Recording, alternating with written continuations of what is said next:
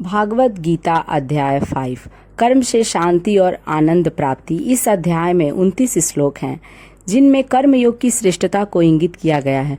महाभारत के रण क्षेत्र में जब अर्जुन युद्ध से बचने के लिए अनेक प्रकार से तर्क देकर सखी संबंधियों को मारना पापजन्य बताने लगे, तब भगवान श्री कृष्ण ने कर्म से भागने वाले को बंधन में जकड़ा हुआ और कर्मयोगी को संसार बंधन से मुक्त प्राय बताया। अर्जुन ने अपने मन की दुविधा भगवान कृष्ण के सामने प्रस्तुत की। हे माधव, एक ओर तो आप कर्म करने की प्रेरणा दे रहे हैं तथा दूसरी ओर कर्मों का त्याग करने का उपदेश कर रहे हैं। मैं भ्रमित हो गया हूँ। कृपया मुझे केवल वह बताएं जो मेरे लिए कल्याणकारी हो। स्पष्ट आदेश करें कि मैं क्या करूँ। भगवान श्री कृष्ण ने कहा, अपनी जगह कर्मयोग और संन्यास दोनों ही कल्याण करने वाले हैं।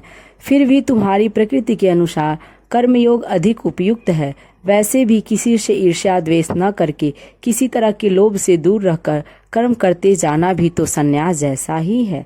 सन्यासी या साक्य योगी तथा कर्मयोगी दोनों को एक ही समान महत्व देना चाहिए। सच तो यह है कि सन्यासी को भी कर्म तो करते ही रहना पड़ता है तथा कर्मयोगी भी भगवत चिंतन करता है, तो कर्म करते हुए परम पिता का स्मरण करने से ईश्वर को अर्पण करके आसक्ति तथा मोह को त्याग कर कर्म करता है। वह व्यर्थ बंधन में नहीं बंधता। जैसे कमल का पत्ता जल में रहते हुए जल उस पर ठहर नहीं पाता, इसी प्रकार फल की चिंता त्याग कर कर्म करने वाला तो ईश्वर को तथा शांति को प्राप्त करता है, और फल की कामना से कार्य करने वाला कर्म बंधन में बंधता चला जाता है। परमात्मा सर्वव्यापी है। किसी भी व्यक्ति द्वारा किए कर्मों को पाप या पुण्य वह उसी के खाते में जमा करता है, अपने पास नहीं रखता। जिस व्यक्ति का अज्ञान मिट जाता है, जिसकी मन बुद्धि की परमात्मा में पूरी निष्ठा है, जो ज्ञानी जन हाथी, कुत्ते, गाय, ब्राह्मण तथा चंडाल में एक ही भाव से देखते हैं अर्थात समता भाव का आचरण करते हैं, उन्हें सच्चिदानंद परमात्मा को प्राप्त हुआ ही समझना चाहिए।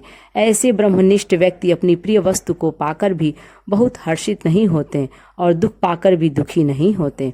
शरीर में उठने वाले काम तथा क्रोध के आवेग को जो सहन कर लेते हैं वही योगी हैं, वही सुखी रहते हैं।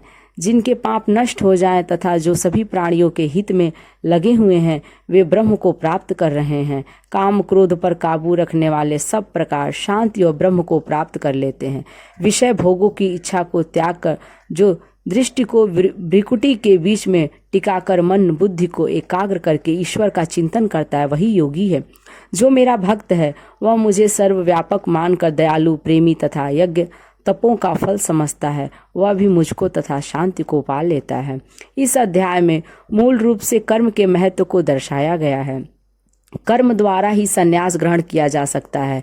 कर्म ही हमें मोह से अलग करने में सहायक होते हैं। कर्म योग में काम को छोटे बड़े की दृष्टि से नहीं देखा जाता है, बल्कि जो भी कर्तव्य कर्म सामने आ जाए उसे फल की इच्छा के बिना दूसरों के हित के लिए करते जाना कर्मयोग है, और ऐसे कर्मयोगी की मुक्ति अवश्यंभावी है। यदि वीडियो अच्छी लगे तो लाइक करें, और यदि मेरे चैनल पर नए हैं तो इसे सब्सक्राइब करें।